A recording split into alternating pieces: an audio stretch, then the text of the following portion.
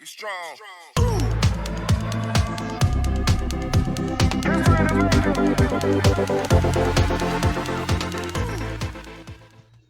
Boa noite, pessoal. Programa Palavra Franca, mais uma sexta-feira aqui, como diz aí a turma aí. Sextou com S mais de Palavra Franca, viu, pessoal? Nosso boa noite a todos os nossos seguidores, internautas. Hoje, iniciando aqui uma nova fase do programa Palavra Franca, diretamente pela Foco TV. É a sua parceira nas noites de sexta-feira. Tá vindo também uma programação para sábado. Pessoal, amanhã, antes de mais nada, quer dizer, amanhã, fica ligado, né? A partir das 21 horas, eu vou estar recebendo aqui um grande amigo, um grande parceiro, uma pessoa sensacional. Meu amigo Marciano Mendes. Ele é o parceiro da dupla João Mineiro e Marciano, né? João Mineiro já dorme no Senhor. E agora nós vamos trazer aqui na Foco TV e o nosso convidado do programa de sábado, é um lançamento, vai ser o Marciano Mendes, amanhã a partir das 21 horas. E você é o meu convidado. Mas hoje, pessoal, no mês das mulheres, é o mês dedicado às mulheres, essa semana agora é a Semana das Mulheres, eu tenho a honra e o privilégio de receber aqui minha amiga doutora Cirlei Azevedo. Boa noite, Cirlei. Boa noite, Jamilson. Prazer é todo meu estar aí. Sexta-feira, sextou, encerrando a sexta-feira com o pastor Jaimilson. Gente, olha o privilégio. E com S de Cirlei, né? Com S de Cirlei na Semana das Mulheres. Né? Aí fechou, né? Com chave de ouro. Muito bom estar aqui, viu? Fico muito feliz de poder recebê-la, né?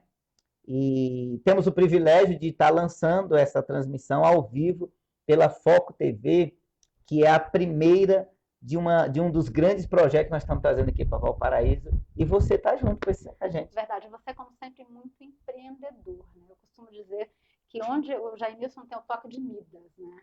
Olha. Então, assim, olha, eu estou assim, satisfeita, sabe? Foram 15 dias de reclusão e saindo e culminando, assim, te visitando, né? Gente, um novo projeto. Então, eu estou felicíssima. Como é que foi essa reclusão aí, Mira? Eu vi alguma coisa na internet, mas como é que foi essa... foi um spa, Como é que é isso aí? Pois é, queria eu que fosse um spa, viu? Engraçado, a gente, nessa coisa da campanha, aglomera, não aconteceu absolutamente nada. E aí, nós tivemos... eu continuei trabalhando normalmente, né? E eu tive o diagnóstico de Covid, né? Então, a gente ficou esses últimos 15 dias aí bem recluso para tentar se recuperar mesmo, né? Então, eu tô literalmente nos últimos 20 dias mais reclusa, mais pensativa, né? Essa coisa do você pensar mesmo, não só uma questão de empatia, né? Mas é uma debilidade mesmo que você por mais que você queira reagir, você não consegue, né? Então, vivi isso muito na pele, essa questão do distanciamento, mas passou, graças a Deus, está tudo bem e estamos não prontas para outra, porque a gente nunca quer isso novamente, não. Mas é bom ter essa perspectiva da melhora, né? E dizer que a gente precisa, de fato, preservar um pouco do isolamento social, mas precisa ter responsabilidade, né, Jaimilson? Acho que essa pandemia, a grande lição que dá para a gente, não só esse exercício de empatia, mas essa compreensão de que você precisa ter cuidado com você e com o outro. E com o próximo, né? E com o próximo. Eu acho que esse é o grande ensinamento responsabilidade, da né? Responsabilidade. Acho que essa é a palavra de ordem. Que bom. A gente fica muito feliz de saber que você está aí, firme, né? Mas me conta um pouquinho, como é que é, para os nossos telespectadores aí, como é que é? Quem é a Cirlei? Como é que a gente pode definir a doutora Cirlei Azevedo? Primeiro, a Cirlei é uma pessoa otimista. Eu sou uma pessoa otimista por natureza, né? Eu acredito no aperfeiçoamento do ser humano e tento buscar isso todos os dias, né? Sou uma típica brasiliense, filha de candango. A minha família chega em Brasília. Meu pai chega em 1956, 4 anos antes da inauguração. Antes da capital. Antes da capital, 4 anos antes da inauguração. A minha família acaba vindo para a região do entorno, ali na Casa Oliveira, mais ou menos na mesma época. Então, costumo dizer que eu sou a típica brasiliense. Sou filha de nordestino, minha mãe, Josilene, brasiliense, né? E somos 2 irmãos e tem toda essa característica de brasiliense. Eu sou funcionária pública e sempre vivi muito esse processo político, esse processo do serviço público, e isso me fez acreditar mais do que nunca nas instituições, né? Então a Cirlei eu costumo dizer que eu sou o desenho, né, ou a caricatura de um perfeito brasiliense. Servidor público, filho de nordestinos e com toda essa pujança, né, do nordestino, né, que vem desbravar e se desprega da sua terra natal e fixa ali uma residência e fala, é aqui que eu vou me fixar e vou progredir. E constrói uma história, né? Constrói uma história, isso aqui é interessante. Que legal. Seus pais são de qual região do Brasil? Meu pai é do interior da Bahia, Casa Nova da Bahia. Baiano. Perto de Petrolina, Juazeiro, então não sabe se é meio baiano, se é meio pernambucano. Misturado. Aquela mistura ali. E a minha mãe é brasiliense, né? E os meu avô também era de Casa Nova da Bahia, minha avó pernambucana. Então sou a típica brasiliense. Precisarem de uma brasiliense, pronto. Autêntica, uma autêntica, né? Muito bom. É de advogada, né? Servidora pública e advogada. Qual foi o insight, né? Qual foi a ideia que te levou a ser uma operadora hoje do direito? Eu acho que desde sempre, né? O curso de Direito, ele me deu essa compreensão de você tentar entender um pouco essa questão, não só das leis, mas do que é justo, né? A busca da justiça. Eu posso me definir como uma pessoa que sempre buscou ser justa, né? E nessa busca da justiça é interessante que você tenha esse domínio, né? Não domínio das leis, mas o domínio de como é que esse pensamento se organiza, né? Então, o direito, na verdade, eu sou professora, sou pedagoga, né? E aí, depois de um tempo, a gente naturalmente... Professora de sala de aula, de aluno, e que depois vem para a gestão e que se encontra na gestão, né? Então, eu faço essa transição da sala de aula para a gestão, e esse exercício da gestão naturalmente faz com que você lide muito com essa coisa das normas, das leis, direitos, e como é que a gente vai mudar isso, e como é que eu faço essa minha vontade, como é que eu transformo isso em um normativo, em uma lei. Então, o direito, ele me deu essa compreensão, essa tranquilidade. E é claro, né, eu acho que os operadores de direito, eles são aquelas pessoas que buscam a justiça, é fazer como dar voz a quem não tem voz, né? O operador do direito, ele é a parte, não a parte mais sensível da comunidade, mas aquela em que você precisa se apegar para que a gente tenha um pouco mais de perspectiva do amanhã, sabe? Então, direito, política e gestão pública são paixões. Estão bem ali interligados, né? São muito interligados. Então, são paixões, assim. E eu sou, graças a Deus, uma pessoa muito realizada. Eu consigo viver as minhas paixões. E nessa caminhada, eu tenho a felicidade de dizer que eu vivo com intensidade as minhas paixões. Muito bom. Olha, só de falar já dá para entender que você tem emoção na escolha, né? Sim. Quando se fala em advogado, tem assim a gente tem uma imagem de advogado que é uma pessoa séria, né? Mas você traz essa mulher e direito, essa figura de mulher e do direito. Como é que você pensa a Cirlei nesse mundo?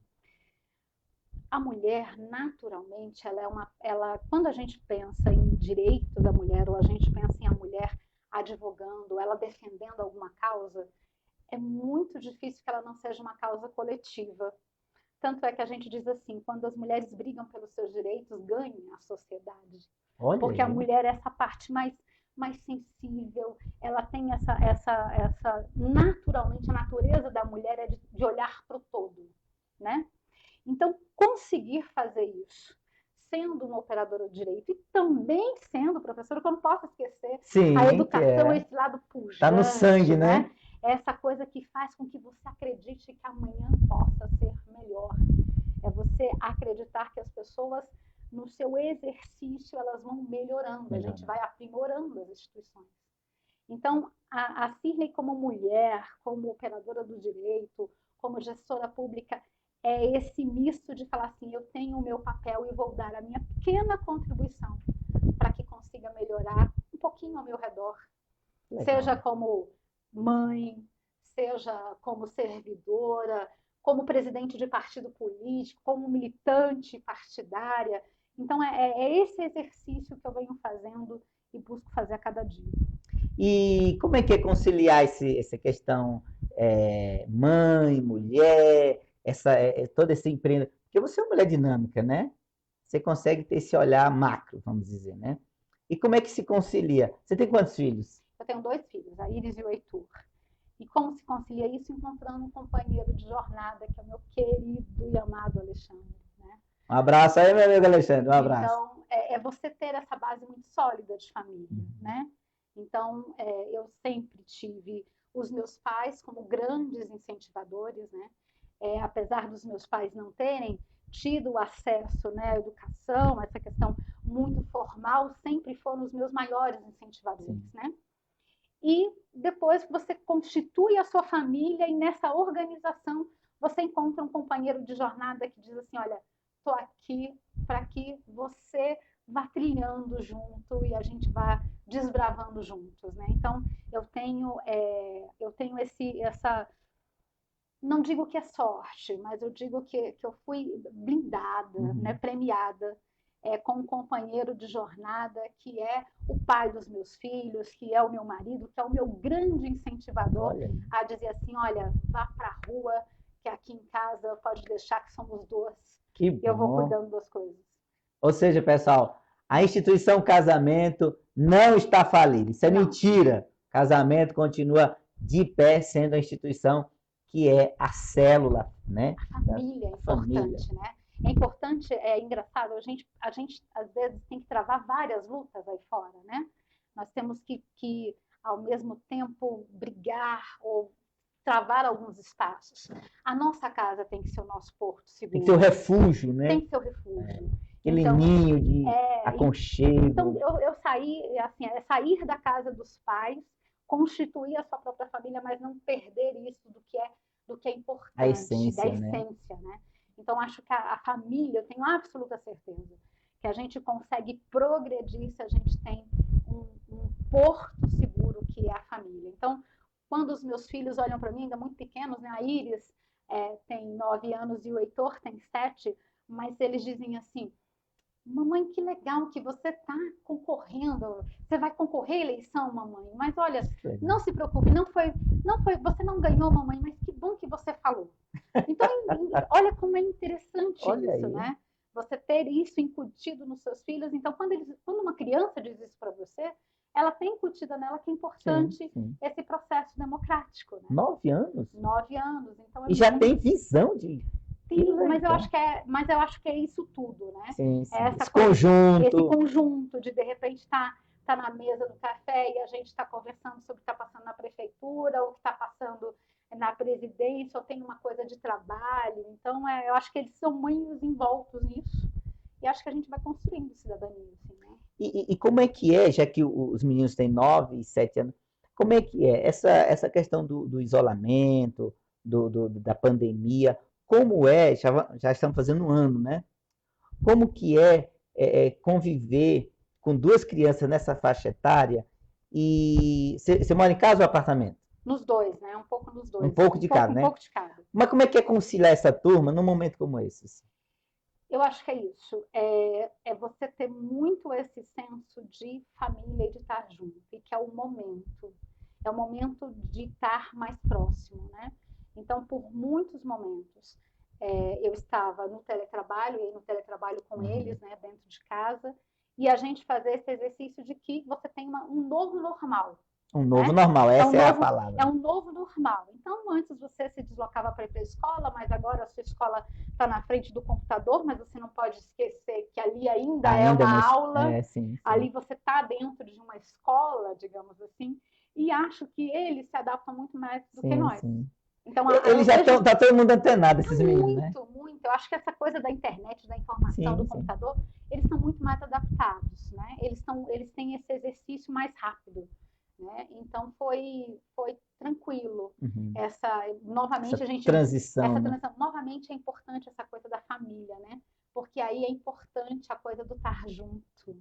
do estar Faz toda a junto, diferença agora, do né? estar junto, do estar ali vendo, olha, isso daqui está errado, isso daqui a gente pode fazer de outro jeito, é se redescobrir, isso é importante. Os números, inclusive alguns números foram divulgados agora essa semana, os números têm mostrado que essa pandemia, esse isolamento, que trouxe as pessoas para casa, a verdade é que parece que esse isolamento terminou descobrindo que tinha famílias compostas de pessoas desconhecidas. Isso mesmo, é verdade. Né? É verdade. Parece assim utópico, mas é verdade. E aí a gente tem visto aí o número de violência doméstica aumentou, as questões de abuso, inclusive, né, infelizmente também aumentaram. O que você acha que a nossa sociedade, diante disso tudo, o que está gerando, né? Que sentimentos estão levando as pessoas, ao invés de aproveitar esse momento de família, união, comunhão, estão se degladiando? O que você acha que tem gerado isso? Eu acho que isso sempre existiu. O que está acontecendo agora é que essas coisas se afloram de maneira mais intensa. Né? E mais pública e também, mais né? pública também, porque agora você não tem como esconder mais isso. Né? Então, eu tenho absoluta certeza, Jaimilson, que esta pandemia, além dessa questão do exercício da empatia, é essa volta ao que é importante. Então, a gente começa a dar mais valor nas relações. E mais do que dar valor à relação que eu tenho fora de casa, que eu tenho no trabalho, é esse resgate das relações familiares, seja qual for a configuração da sua família. Seja qual for a configuração como você se organiza. Nós tivemos que naturalmente desacelerar. Puxar o freio de mão. Puxar o freio de mão. Eu que sou uma pessoa que faço mil coisas ao mesmo tempo, milito, tenho trabalho, faço trabalho voluntário, eu também tive que conter um pouco isso e voltar ao que é essencial. Não que de repente eu não desse valor nisso antes, mas agora eu fui obrigada a parar e dizer dá um novo olhar, né? Qual é a prioridade? E eu acho que é isso, as pessoas estão se perdendo, porque a gente não está mais fazendo a pergunta o que é importante, o que é essencial. E aí a gente se perde. Né? Então, esta pandemia, ela é um convite para que a gente volte à essência, para que a gente resgate o valor da família, o valor das relações, para que a gente exercite, os gestores públicos exercite essa questão do que é importante na gestão pública. Qual é a minha opção enquanto gestor público? É isso que a gente precisa, eu acho que essa vai ser a grande aprendizagem nessa pandemia, depois de um ano, porque a gente, nada acabou, todas as teorias acabaram dando errado, dizendo que eram 3 meses, depois eram 4, 6, e a gente já está um ano. Eu lembro até hoje, o pico vai ser em abril, vai ser em maio, tá? E a gente não tem mais pico, né? E aí a gente fala assim, gente, olha, a gente não sabe quando vai terminar, e o que é importante agora? Acho que esta é a pergunta que todos nós temos que nos fazer. O que é importante agora? O que é importante eu como prefeito? O que é importante que eu priorize agora para que eu faça o melhor para a minha comunidade? O que é importante para a minha Câmara de Vereadores, nesse momento, estar discutindo? O que é importante para que eu incuta nos meus filhos? Porque, de repente, nesse momento de desacelerar, é o momento que eu vou ter para estar junto dos meus filhos e incutir neles valores que só eu posso dar para eles. Então, a gente precisa voltar ao que é essencial. E repensar esses valores, né? Eu tenho um amigo meu que ele me disse que descobriu que tinha um ferro na casa dele, depois da pandemia, que ele não sabia que tinha. Então, depois que ele foi obrigado a voltar, ele encontrou o ferro lá perdido, lá, que nem ele sabia que tinha, né? São as nuances dessa fase que a humanidade, na verdade, está passando. E eu aproveito a oportunidade para perguntar, professora e doutora, como é que você vê essa administração, agora olhando um pouquinho mais para o Brasil, como que você está vendo essa administração do governo federal no enfrentamento dessa crise?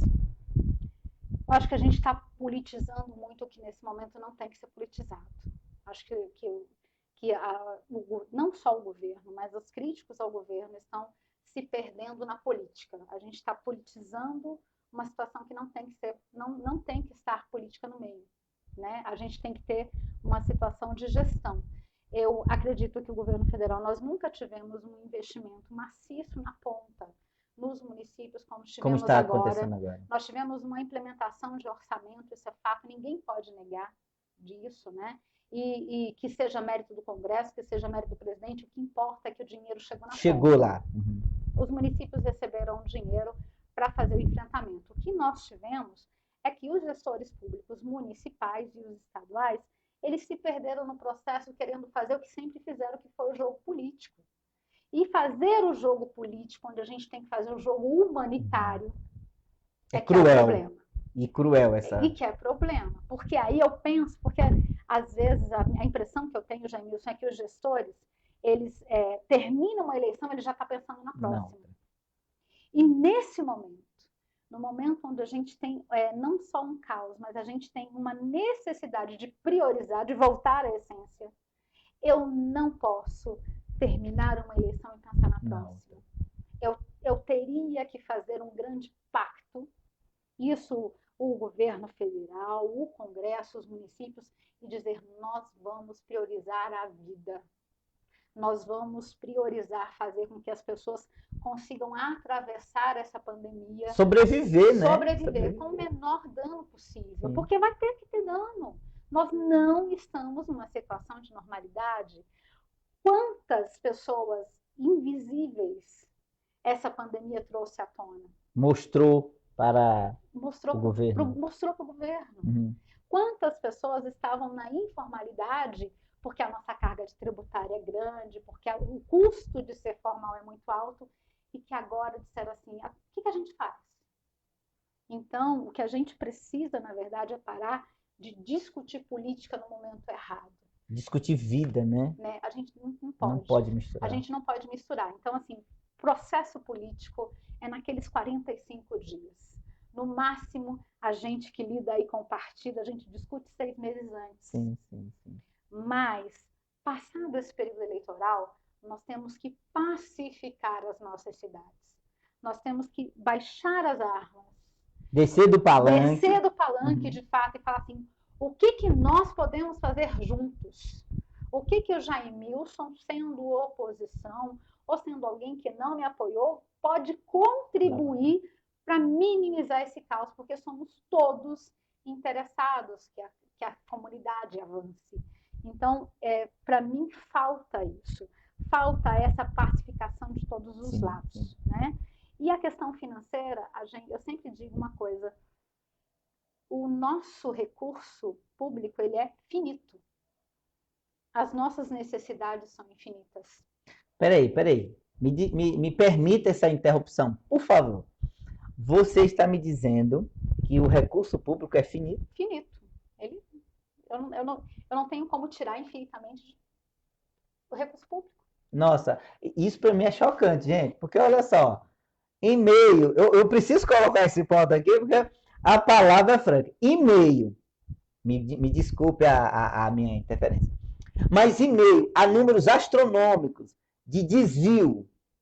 Eu quero entender até agora o que foi que houve com os hospitais de campanha que foram montados, desmontados. E agora remontados. Agora vão ser remontados com dinheiro que o governo tem. E aí, na minha hoje eu estou tendo aqui uma revelação, porque só pode. Na minha cabeça, eu acho que os recursos são infinitos, porque é tanto desvio, é tanta corrupção, que quando eles vêm dizer que um auxílio emergencial de R$250, eu acho muito pouco, sinceramente.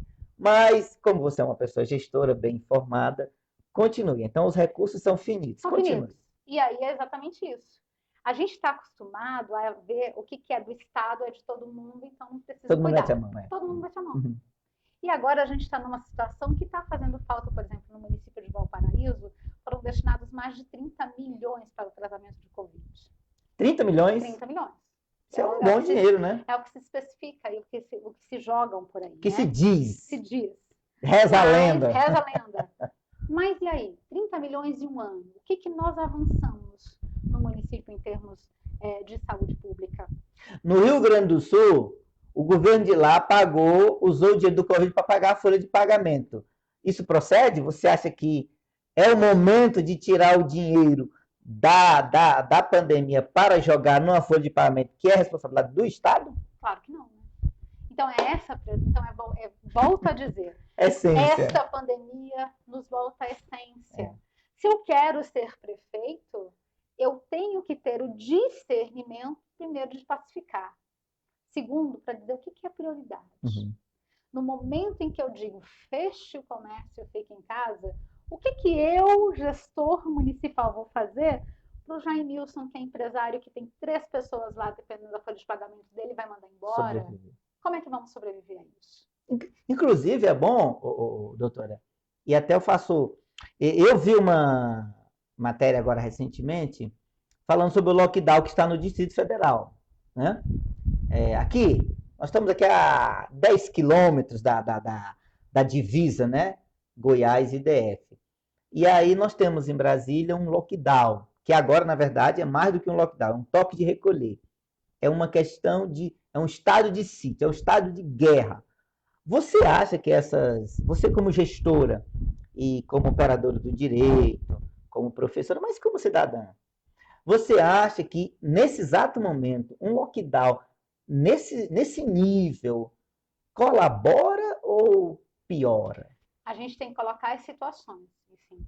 E aí, falando como servidora pública no Distrito Federal, né, sou servidora há 24 anos, a característica do Distrito Federal é uma, né? Então, vamos pensar, o governador, ele decreta um isolamento, não um lockdown, porque não está tudo fechado, você tem restrições de atividades, mas, em compensação, houve um implemento de distribuição de cesta básica, de maneira sistemática para todos. Eu montei uma rede de proteção para os mais vulneráveis.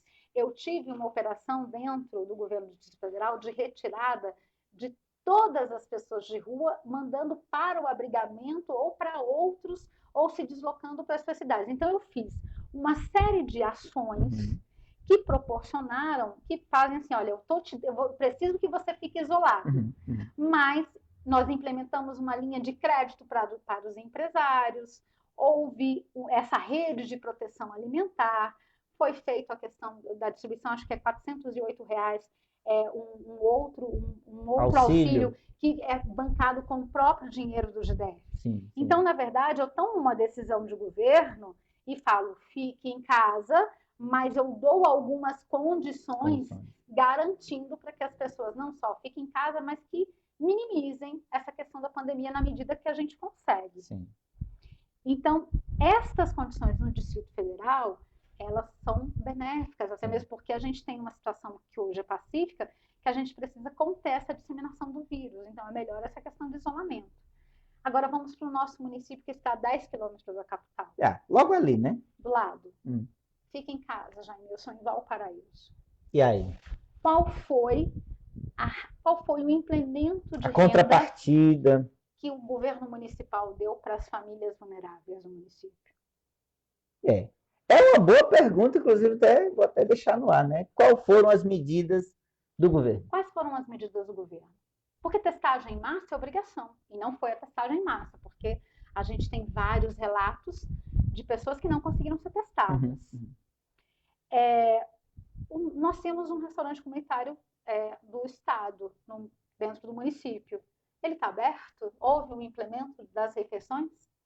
Ou ele está fechado também? Ou ele está fechado? Não sei. Né? O que eu fiz para esse comércio que eu estou dizendo, às 20 horas você fecha a sua porta? E pronto. E como é que fica o comércio noturno?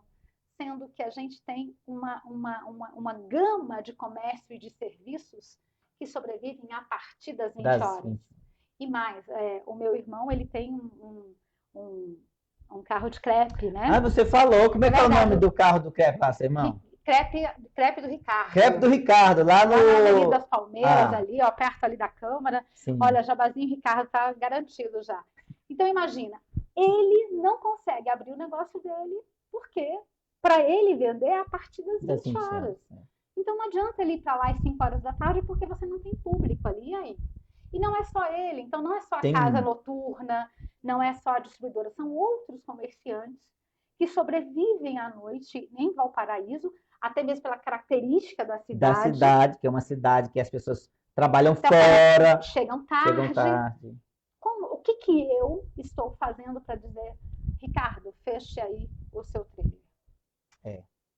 Realmente. Inclusive, essa questão dos artistas, que é o setor de entretenimento, cultural, eu parei para pensar que, meu Deus, eu fiquei preocupado por eles. Porque, gente, já vai fazer um ano. Não se pode fazer um evento, não se pode fazer um show. Como que os artistas vão sobreviver a tudo isso? Você já parou para pensar? Pois é, complicado, né? E é isso que a gente precisava ter. A gente precisava ter políticas públicas dentro do município que pensasse isso. Porque tem coisas que vão acontecer em Valparaíso, que é diferente de Águas Lindas, que é diferente de Santo Antônio. Então, não é essa sensibilidade, mas essa responsabilidade dos gestores públicos que eu acho que faltou nos municípios de maneira geral. E tenho absoluta certeza que em Valparaíso a gente ainda não se encontrou. A gente não se encontrou porque nós estamos vivendo uma série de reclamações. E uma série de reclamações não é só por uma situação de que é a oposição falando, mas é a própria população que diz assim, eu estou abandonado pelo poder público. E a gente está numa situação de pandemia, onde a gente está num gargalo. Hoje, o delegado Valdir, ele conseguiu junto ao Ministério da Saúde, 6 respiradores devem estar chegando no município, né?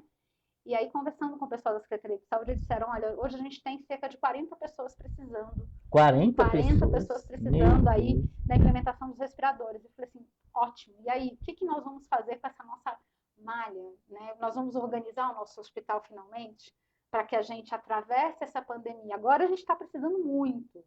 Mas e o pós? E como é que a gente vai organizar essa estrutura para a gente não ter que estar correndo atrás do rabo? Essa coisa de a gente não se programar, né? E ficar dando voltas em torno de... É muito difícil isso. Muito complicado. E é uma questão de vidas, né, doutora? São vidas que, quando a gente vê na televisão, apenas números, mas ali são pais, mães, filhos, né? E observando, hoje eu estava vindo de Lusiânia, e observando uma ambulância vindo em alta velocidade, com a sirene ligada, e eu parei para pensar um pouco ali no volante mesmo, refletindo sobre, meu Deus, já pensou se fosse um parente meu? Aí eu parei para me perguntar, e o parente dessa pessoa que está ali naquela ambulância? Como que ele está? Ele está sobrevivendo? Ele tem condição? Ele está comendo? Né? Porque a situação tem se agravado. Eu aproveito, pessoal, para pedir você que está nos assistindo, olha, tenha realmente cuidado, né? Se cuide, cuide da sua saúde, cuide do bem da sua família também. Porque, por mais que o governo também faça tudo, doutora, que ele não pode fazer tudo, né? A população também tem que colaborar, não é isso? Tem que colaborar. E eu acho que são essas situações, até mesmo chamar a atenção essa semana, né? O que mais se falou sobre a questão do requerimento da vereadora Cláudia Aguiar sobre as questões das investigações da saúde, né? Sim. Na questão da contratação dos profissionais. E aí, olhando a denúncia da vereadora, o requerimento da vereadora, a gente consegue observar uma coisa, né? Por exemplo, eu tenho profissionais que foram contratados aí para trabalhar mais de 30 horas por dia. E aí, eu falo assim, no dia tem 24 horas. Peraí, como é que é, rapaz? Não, agora deu uma na cabeça. 40 horas por dia? Se a gente for dar uma olhada aí, tem mais de 40 horas, né? Mas vamos lá. Mas vamos supor que você, Jaimilson, seja médico, extremamente aplicado, diligente, e você vai trabalhar 24 horas. Sim. Vou te colocar para trabalhar 24 horas. Você consegue trabalhar 24 horas ininterruptas? Não, pera lá. Não, aí não. O que seria mais eficiente?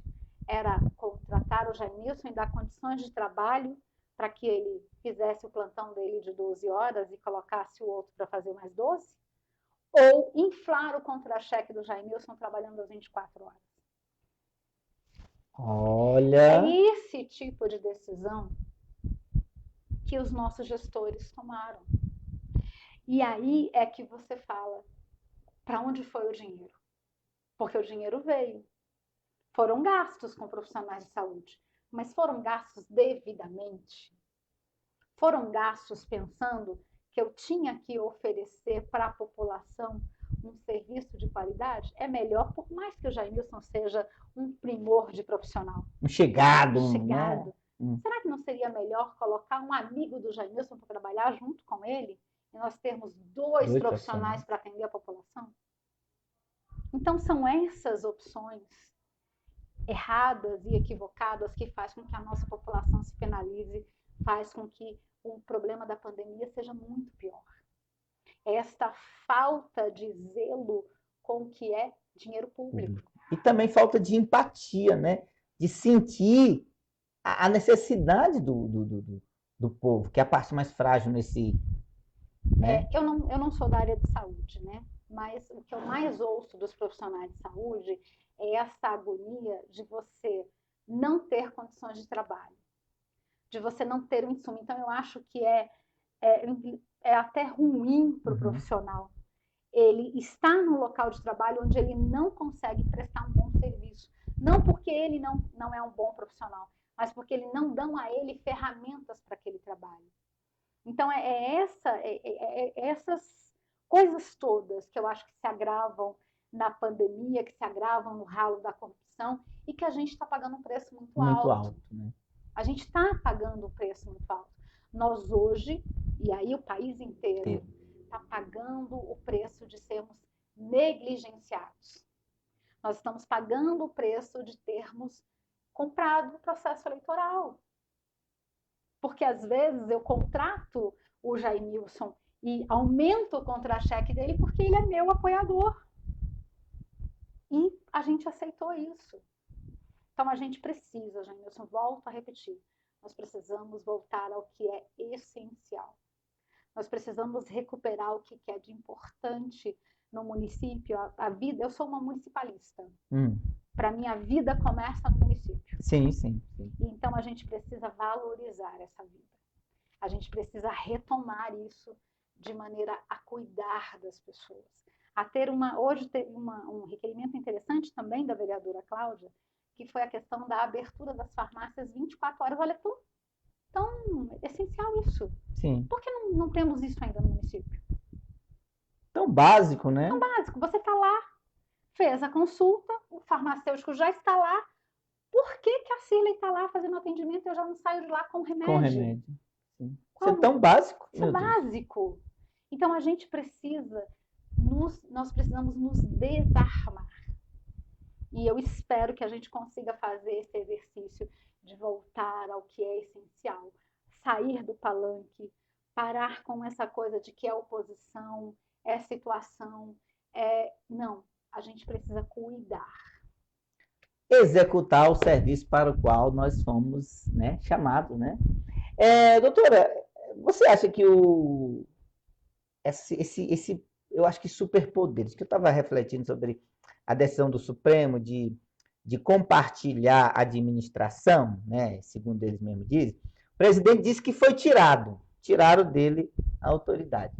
Mas essa decisão do Supremo de jogar para o município, jogar para o Estado, né, essa condução do trabalho, isso, de uma certa forma, prejudicou a administração como um todo? Eu acho que sim.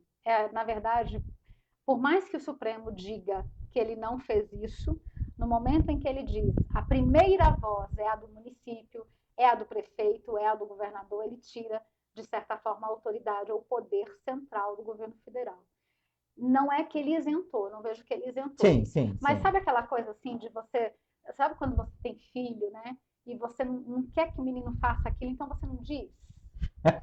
Sabe, assim, deveria ter sido mais prudente. Sim. Então, se eu tenho uma centralização de recursos no governo federal, eu posso ter uma centralização das decisões e compartilhada com os municípios e com o Estado, né? O que aconteceu é que ficou cada um atirando para um lado. E aí a gente politizou o que não era para politizar. E acho que o Supremo, desta vez, ele fomentou isso, por mais que ele não queira. É muito engraçado, né? quando os ministros dizem assim, nós não dissemos que o governo federal não poderia agir. Eles sempre negam, né? Mas ele disse assim, vocês vão escutar primeiro o prefeito. Vocês vão escutar primeiro o governador e deixa o presidente falar. Essa foi a verdade. Eu me lembro de uma expressão que se usa muito na Rádio Peão, né? Nos corredores, diz assim, eu não te quero, mas também não te deixo, né? É verdade. Aquela coisa, deixa que eu deixo. Vai que cola. Vai que cola. Deixa que eu deixo. Quem ficou na mão foi a população. Foi nós. Qual a população? Hoje eu vejo, Cecília, e parece que nós estamos vivendo tempos nebulosos, né, na nação. Né? Temos um deputado preso. Assim, falta-me conhecimento suficiente para afirmar isso taxativamente. Mas, ao meu ver, nem a ditadura, que eles tanto criticam e dizem que foi um mal para o país, mas nem a ditadura prendeu um deputado em exercício de mandato, segundo, até onde eu sei. Eu pergunto, hoje nós temos... Ô, meu amigo Átila, um abraço, viu, Átila? Átila Maia está aí. Pré-candidato a presidenciário, Átila Maia. Átila Maia. Ele até colocou assim, olha, Bolsonaro, Lula, Brigadeiro, Átila Maia em 2022. Átila Maia, tinha aqui no coração, muito bom. Já tem opção, né? Já temos uma opção, tá vendo? Saindo da polarização aí. Já, olha, Brigadeiro, Átila Maia, inclusive, está fazendo aí as cartas, né? Um compromisso, né? Eu costumo dizer que o Átila é além de uma aprendizagem enorme, conviver com ele, é um exercício de cidadania, né? É aquele que é abnegado e diz assim, olha, quero me colocar para discutir os grandes assuntos da República e eu estou dizendo muito claramente para onde vamos caminhar. Então, ótimo exercício de cidadania. O Átila é um professor. E até quero agradecer aqui, ao vivo, publicamente, o livro que ganhei. Enfrentar é a única solução. É mais ou menos o título do livro dele, né? É verdade. E nós temos que enfrentar. E aí, voltando aqui ao assunto, eu aproveito também para perguntar qual a sua opinião, porque, como eu estava falando, até onde eu sei, nem a ditadura, a famigerada ditadura, prendeu um deputado em exercício de mandato. E hoje, nós temos um deputado preso. Gente, pasme. Ele está preso, a audiência de custódia negou, o Supremo continua negando, o ministro, se não me engano foi Marco Aurélio, parece, algum ministro aí tentou agora pautar a saída dele da... Não foi pautado. Resumo, né? Nem a ditadura prendeu um deputado federal em pleno exercício de seus direitos, né?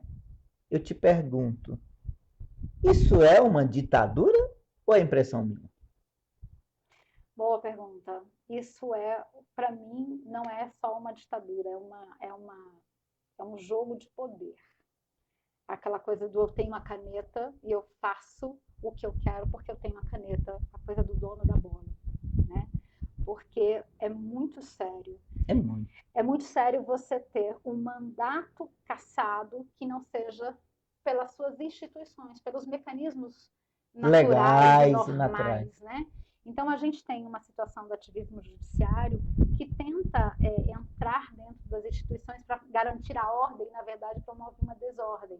Acho que o que deveria acontecer é o Congresso se debruçar sobre a conduta do deputado, até mesmo porque você tem um conselho de ética, você tem todo um rito, e a gente não pode negar de que o deputado ele foi legitimamente eleito. Ele representa ali a vontade popular e a vontade não dos seus eleitores. Terminou o processo eleitoral, é um deputado federal. Né? Então, a gente não pode interferir no funcionamento das instituições, por mais que a gente tenha uma bondade nas intenções. Né? Então, acho que a gente acabou atrapalhando aí o meio termo e dando um desserviço, dizendo assim, olha, se eu não concordo muito com o Jaimilson, se eu tenho a caneta, eu vou calá-lo. Não pode, né? E esse negócio de calar é sério, porque nós sabemos que quando se cala uma pessoa, não é nem por medo da pessoa, é por medo do que ela pode falar, né? Mas muito bem. Eu aproveito nessa linha e a semana, alguém já disse que essa semana não começou muito bem, né? Mas a semana começou com nessa altura, mas essa inocência, se é que eu posso chamar. Daqui a pouco vão terminar declarando Lula inocente e o povo brasileiro culpado. Eu pergunto, o que passa na cabeça, né, de um ministro como Fachin, que nos faz acordar segunda-feira com a notícia de que os processos da Lava Jato foram anulados? Aí é aquela enxurrada de, né, uma polvorosa. Pergunto, Lula livre ou Lula preso? Para mim, Lula tem que ser julgado pelos crimes que cometeu, da forma como foi processado. A gente tem uma série de requerimentos dentro da justiça que são protelatórios, que só protelam. Então, assim, o fato de terem anulado as decisões não diz que o Lula é inocente. Uma coisa não tem nada a ver com a outra. Viu, pessoal? Uma coisa não tem nada a ver com a outra. O fato de ele ter sido, ou melhor, o fato do processo ter sido anulado não é inocentá-lo. É só dizer assim, olha, ao invés de ter sido julgado lá em Curitiba, tem que ser julgado em Brasília. Mas não quer dizer que ele não cometeu nada. Só mudou o foro. Só mudou o foro. Mas isso causa uma confusão de maneira geral, porque a gente ouve aí dizendo assim, o Lula é inocente, foi injustiçado. Então, eu espero que ele prove no devido processo legal que foi injustiçado por 2 vezes, não conseguiu comprovar isso, tanto que foi apenado. Sim. E que o Supremo, de repente, se debruce sobre isso e veja o que essa nova interpretação, qual o prejuízo que essa nova interpretação traz. Por mais que eu tenha uma centralização de poderes, como eles disseram em Curitiba, eu não posso negar essa sensação de impunidade, né? De que, de repente, eu posso aí fazer os esquemas ou usar do poder que tenho, a bola dessa vez está na minha mão e eu faço o que eu quero. Então, qual é a mensagem que o Supremo quer passar para a população? Não foi de maneira nenhuma que o Lula é inocente. Sim, né? Que fique bem claro. Não foi que o Lula é inocente, mas que ele precisa ter um julgamento que não é em Curitiba, vai ser em Brasília, mas com um processo legal. Então, eu espero que sejam apurados e que a gente não fique nessa sensação de impunidade mais. Volta a bola para o eleitor. Vai estar na mão novamente, independente do Lula estar elegível ou não, está na mão do eleitor o julgamento dele, se ele for candidato. E aí vai estar na mão de cada brasileiro, de cada eleitor, dizendo assim, é este que eu quero que me represente. Então, na verdade, eu espero que a gente tenha essa consciência da volta do que é essencial, do que é importante, que a gente, na hora da urna, na hora da conversa com a urna, a gente fala assim, eu quero este me representando. Então, quem é que eu quero me representar? Essa consciência que precisa voltar, e a gente precisa voltar ao começo, eu até me lembrando que disse o poeta Machado de Assis, né? Chegaria tempo que de tanto ver agigantar-se a corrupção e a desonestidade, o cidadão teria vergonha de ser considerado honesto. Essa profecia já se cumpriu? Espero que não. Acho que a gente ainda tem. Eu sou uma otimista. Eu acho que aos poucos a gente vai amadurecendo esse processo democrático e a gente vai fazendo com que as câmaras, os deputados, os próprios senadores, o próprio presidente da República seja aquilo que eu acredito e que eu quero defender para os meus filhos. Você, quando pleiteou o executivo municipal, né, no ano passado, como é que foi essa construção? Como é que a Cirlei, né, como é que a Cirlei olhou e disse, olha, eu posso colaborar, eu posso ser uma gestora. Como é que você chegou a essa... Primeiro, não foi pensado. Eu não tinha uma trajetória de uma construção de uma candidatura, né? Mas, no momento, como o cenário político dentro da cidade estava se configurando, onde eu não me via representada em quem estava se colocando como candidato ou quem se colocava aí como preferência, nós não comunávamos com os mesmos ideais, Sim. Né? Então, naturalmente, você tem 2 opções. Ou você se omite, ou se manifesta. Ou se manifesta, né? E eu falei, pronto, vou me manifestar.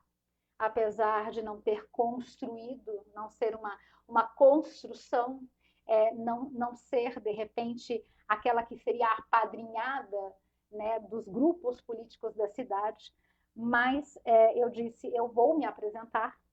E aí, o que me credencia a falar assim, o que eu vou discutir nesse executivo é essa lição de cidadania. Sim. Eu digo que mais do que as pessoas falam assim, Cília, você mora em Valparaíso? Eu falei, não, eu vivo Valparaíso. O meu exercício de cidadania nos últimos 25 anos foi a cidade. O que é esse exercício de cidadania? Não é só votar, mas é dizer quem eu voto, por que eu voto, por que eu defendo determinada proposta. E aí, ao olhar o cenário, eu disse, eu posso apresentar para o meu município uma alternativa à polarização, uma alternativa a esse jogo de poder de que descredencia o Jaimilson porque o Jaimilson não me apoia. Sim. E esquece que, de repente, o Jaimilson pode contribuir muito, inclusive sendo divergente. Sim, sim. Né? Então, nós precisávamos, nós conversamos com o grupo, não só do PSL, mas de pessoas de dentro da cidade que não vivenciavam esse processo político, tanto quanto eu, que nós precisávamos pacificar a cidade. Sim. Então, colocar o meu nome à disposição da população de Valparaíso foi permitir esse debate, permitir falar que é possível assumir a gestão pública municipal sendo servidor público número 0. Porque, para mim, o prefeito é isso. Sim, sim, sim. E o pior, né? Eu sou servidora pública estável. Eu posso ser demitida depois de um processo. Sim. O prefeito ele pode ser demitido a qualquer momento, inclusive na eleição. Então, é colocar à disposição alguém que teria a noção do que é serviço público. Uma pessoa que tem amor a esta cidade e que fico muito sofrida, Jaimilson. Nós estamos a 5 quilômetros de Brasília. Santa Maria está aqui do lado. Bem aqui. Do lado. E eu não consigo ter uma organização de município. Se o Jaimilson não for meu amigo, ele não é atendido no hospital.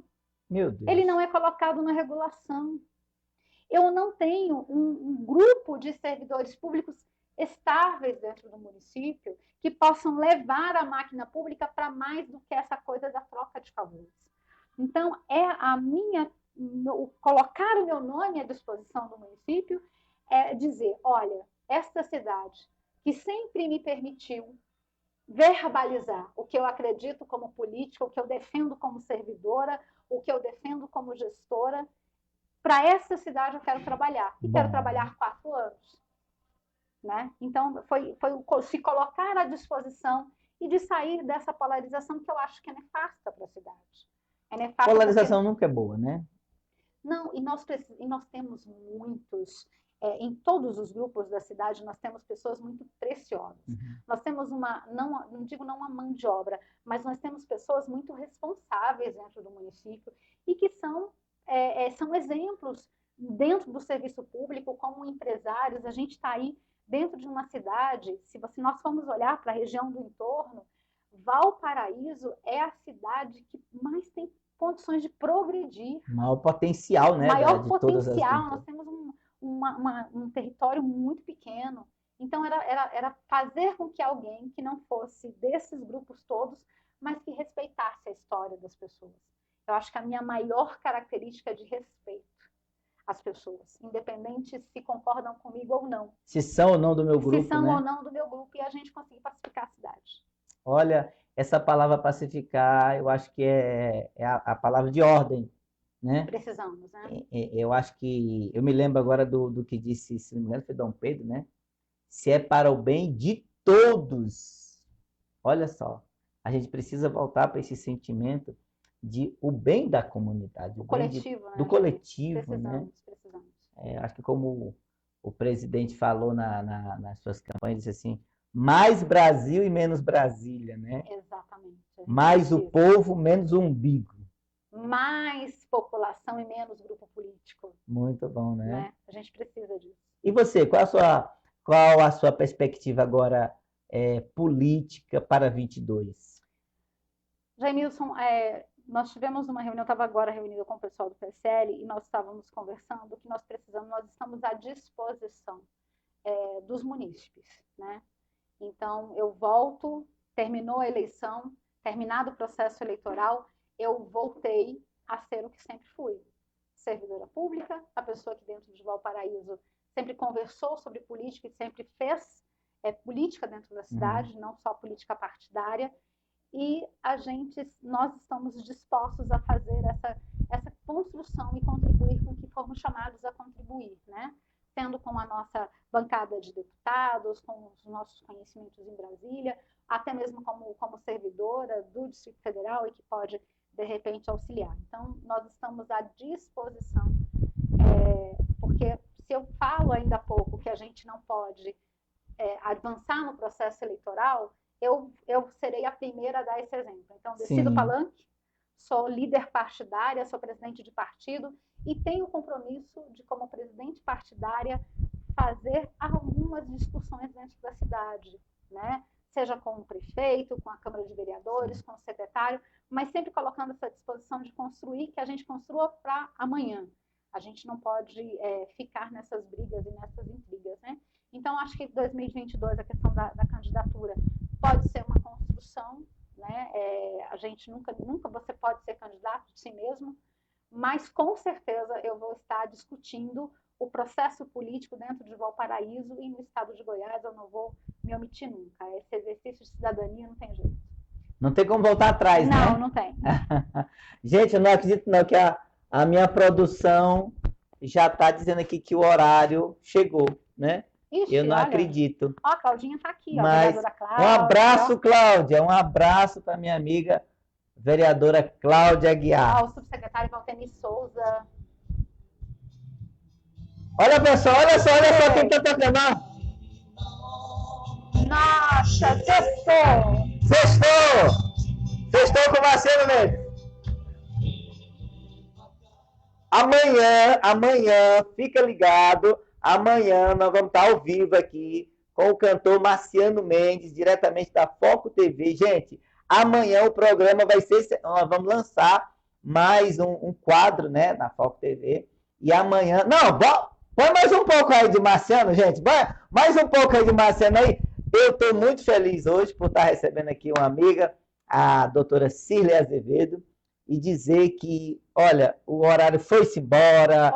A gente vai ter que repetir a dose, né? Não tem como, né? Porque a gente começa... E nem doeu.